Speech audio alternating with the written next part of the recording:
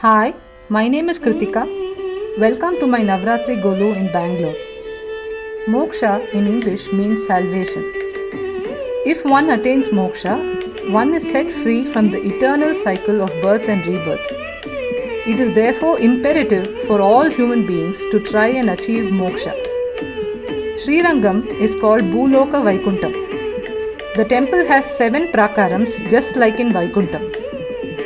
As the Viraja Nadi flows eternally in Vaikuntham, so too does the river Kaveri encircle the feet of Lord Ranganatha.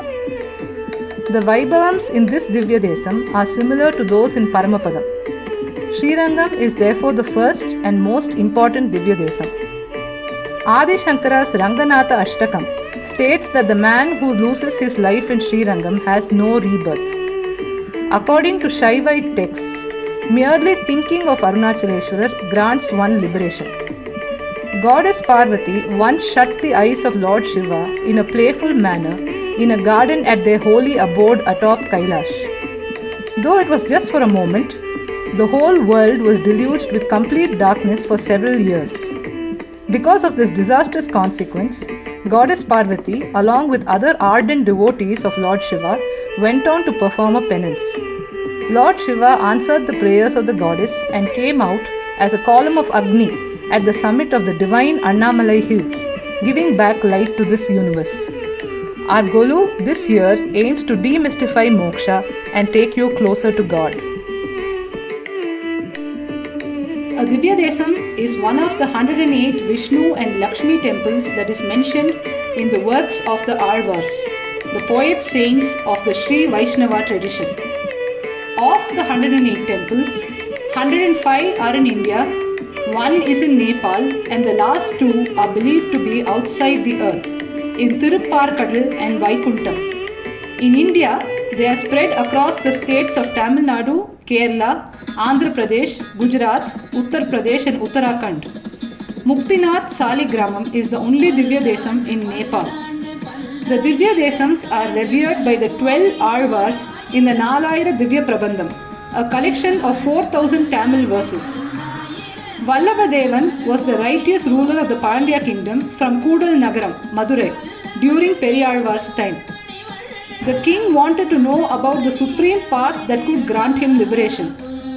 His trusted advisor, Selvanambi, suggested that he invite Vedic scholars, ask questions, receive clarifications, and also reward those who came out with the most satisfactory replies. One night, the Lord appeared in Periyalvar's dream and asked him to make a speech to the king. Periyalvar said, "O Lord, I do not know anything. I have used my hands for growing the flower garden. I have not learnt the Vedas." The Lord told him not to worry and that he would assist him. When the appointed day came, Periyalvar left for Madurai. Several scholars were present in the court. A bag of gold coins, porkiri, was hung, and it was announced that the porkiri would fall before the presenter. Periyalvar stood before the king and said that Sriman Narayana was the supreme being, and hence he should be meditated upon to get salvation.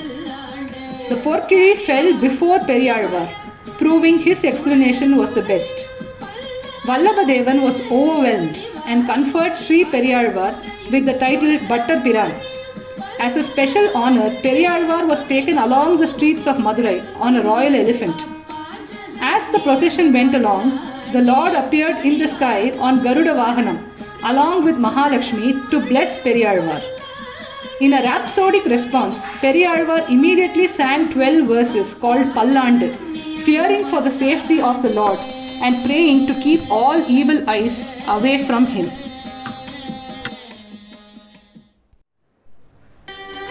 Andal, also known as Kodai, Nachiyar and Goda Devi, was the only female Alvar among the 12 Hindu poet saints of South India. Andal is credited with 2 great Tamil works, Tirupavai and Nachiyar Tirumuri. In the first Pasuram of Tirupavai, Andal refers to Lord Paramapadanadar. She speaks of the great love and attachment of God towards his devotees and his unquestionable commitment towards protecting them from ignorance and evil forces of the universe. It asserts that just like moonlight drives away darkness from the world, God's grace will protect them from all worldly evils and gift them with moksha. In the second Pasuram of Tirupavai, Andal refers to the Lord of Tirupparkadal.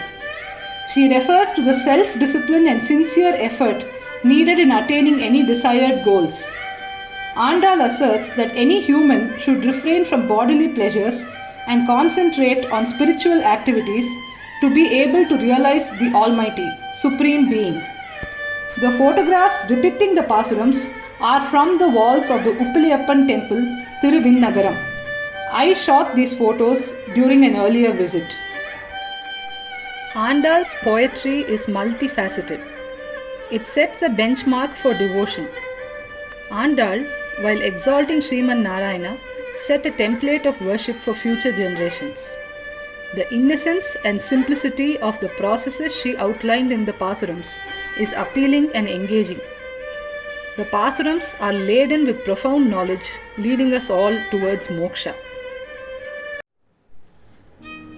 Durga, Lakshmi and Saraswati are seen as three dimensions of the feminine, symbolizing the earth, the sun and the moon, or tamas, inertia, rajas, activity and passion, and sattva, transcendence, knowledge and purity, respectively. Those who aspire for strength or power worship forms of the feminine like Mother Earth, Durga or Kali. Those who aspire for wealth or material gifts worship Lakshmi or the sun. Those who aspire for knowledge, dissolution, or the transcendence of the limitations of the mortal body worship Saraswati or the moon. The 9 days of Navratri are classified according to these basic qualities. The first 3 days are dedicated to Durga, the next 3 to Lakshmi, and the last 3 to Saraswati. The 10th day, Vijayadashami, signifies the triumph over all these aspects of life. The first 2 dimensions of the Devi are needed for human survival and well-being. The third is an aspiration to transcend, to go beyond. Lord Vittal and Goddess Rukmini blessed their devotee Pundarik. Pundarik lived with his parents and wife in Pandharpur. After his marriage, he began to ill-treat his parents. Tired of their son's behavior, the parents left on a pilgrimage to Kashi. Pundarik and his wife followed them. On the way, the family stopped at the ashram of Kukut Swami. In Pundarik's dream, he witnessed a group of beautiful women in soiled clothes. These women were the rivers Ganga and Yamuna. They told Pundarik that their clothes are soiled because pilgrims took a dip in their holy waters to wash away their sins. The women said, "You are the greatest sinner because you treat your parents poorly." Pundarik realized his misdeeds and became completely devoted to his parents. Lord Krishna reached Pundalik's ashram and knocked on his door. He realized that God is at his door but decided to serve his parents first. Pundalik threw a brick outside for God to stand on so that his feet would not become muddy. Pundalik requested Krishna to stay on earth and bless all his devotees. Krishna took on the form of Vithoba and resides in Pandharpur alongside Rukmini, his chief consort.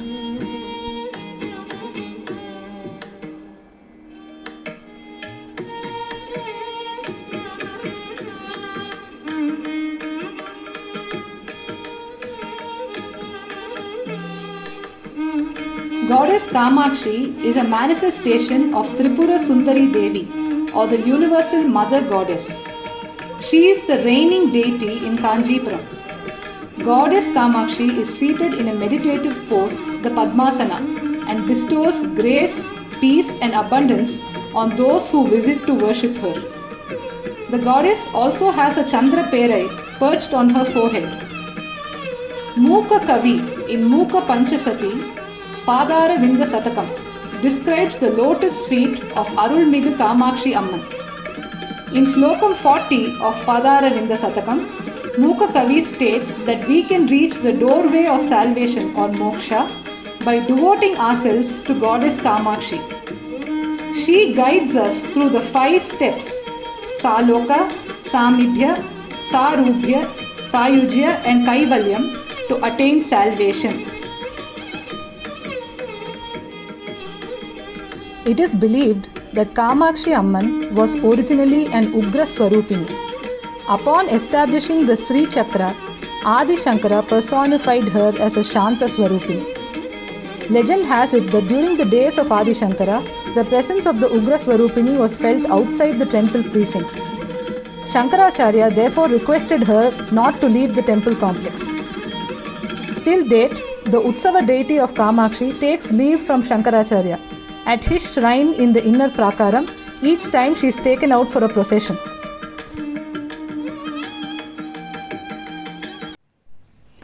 Bhagavad Gita is a conversation between Lord Krishna and Arjuna. This dialogue begins just before the Mahabharata war. On seeing his family on the opposite side, Arjuna is gripped with fear and confusion and wants to run away. But Krishna convinces him to fight and tells Arjuna why he must today raise his weapons to kill his brothers and relatives in the war. Bhagavad Gita is a crystallized form of Hindu thought. The Bhagavad Gita is 700 verses long, spread across 18 chapters. Verse 51 of chapter 2 translated means, "The wise ones, whose mind is immersed in wisdom and intelligence, detach themselves from the fruit born of their actions. On doing so, they free themselves from the bondage of rebirth and thus go on to attain a state of being which is beyond all sufferings." Lord Krishna tells Arjuna that to become a karma yogi, he has to control his mind, do his duty, discharge his dharma, and fight, for he is a warrior standing on a battlefield. Lord Krishna wants Arjuna to use the wisdom he is imparting and rise above attachment. Lord Krishna tells Arjuna that when a man acts in this manner, when a man acts in karma yoga, he attains true liberation. The Bhagavad Gita gives clear instructions on how to live one's life. Chapter 2, Slokam 47 states, "Do your work, but don't worry about the results. Focus on the effort, not the outcome." According to Lord Krishna, there are 6 aspects to surrender to God. One must desire only in accordance with the desire of God. One must not desire against the desire of God. One must have firm faith that God will protect him. One must maintain gratitude towards God. One must see everything he possesses as belonging to God. One must give up the pride of having surrendered unto God. Maintaining humility is the final aspect of surrender. Alagiya Manavala Perumal was forced into exile for 48 years due to Muslim invasion. He was kept hidden in Tamil Nadu, Kerala, Karnataka and Andhra Pradesh before returning to Sri Rangam. A 93-year-old blind man from the Vannar family who washed clothes for Perumal came to the temple and said that with the Tirtham from Perumal's wet cloth, he could identify the idol. After Tirumanjanam to the Perumal, the priest offered the Vannar the Tirtham. The Vannar recognized the smell of the Tirtham. He said, "This is our Perumal, this is our Perumal." He jumped in excitement. Till date, Alagiya Manavala Perumal is fondly referred to as Nam Perumal. According to the Sri Ranga Mahatmyam, the glittering Sri Ranga Vimana sprang as a result of the tapas of Brahma in the depths of the Milky Ocean. Awakened from his deep tapas, Brahma prostrated before the Vimana. He recited the 4 Vedas and gazed in wonderment. Sunanda, a celestial guard, informed him that the Lord was pleased with his penance and had come in answer to his prayers. When Brahma looked into the Vimana, he found the Supreme Lord resting with his consorts. The Lord informed Brahma that he had come as a Swayam Vyakta at his own volition as an idol. Brahma carried it to Satyaloka and installed it on the banks of the river Viraja. He appointed the sun god to do the daily puja. After him, Vaivasvata Manu performed the worship. When his son Ikshvaku became the king of Ayodhya, he wished to have it installed at Ayodhya. He entered a tapas which lasted many hundred years, at the end of which he was permitted by Brahma to take it to Ayodhya. After Ikshvaku, his descendants continued the service. Rama, worshipped Sri Ranganatha. Thereafter, the Lord came to be known as Periya Perumal. On his triumphant return from Sri Lanka, Rama gave the Vimana as a gift to Sri Vibhishna for worship. When Vibhishna set out for Sri Lanka, the Perumal, along with the Vimana, flew through the skies. Upon seeing the Kaveri bank, Perumal decided that he would stay here. Vibhishna was overcome with grief and shed tears. The Lord appeared before him and consoled him, saying that he need not grieve, as he had already decided to make this place his abode. He assured him that he would face south, in the direction of Sri Lanka, so that Vibhishna could always worship him. The most spiritually significant festival in the Srirangam temple is Vaikunta Ekadashi. It is believed that Lord Ranganatha guides us to Paramapada. Crossing the Paramapada Vasal after Nam Perumal passes through relieves us of our sins and ensures salvation. The Vaikunta Ekadashi festival is spread over 20 days, beginning with the waxing moon date of Margazhi month, December-January. The origin of the festival is traced to Thirumangai Alvar. It was Thirumangai Alvar who arranged for the Utsava Vigraha of Nammalvar to be brought to Srirangam from Alvar Tirunagiri and for the recitation of Thiruvaimozhi for 10 days before Nam Perumal. Later, Nadamuni, the first Sri Vaishnava Acharya, made elaborate arrangements for such recitation during the Ekadasi period. When Ramanujar became the pontiff and took charge of the temple's administration, the recitation period was extended to 20 days, so that the rest of the hymns in the Nalayira Divya Prabandham could also be recited. On Vaikunta Ekadasi alone, the Moolavar Lord Ranganatha adorns a Muttangi with precious pearls. Thank you for watching the video of our Golu. If you wish to visit the Srirangam temple, all you have to do is wake up every morning and diligently take 4 steps in the direction of Srirangam. If you are in North India, you take 4 steps towards the south, etc.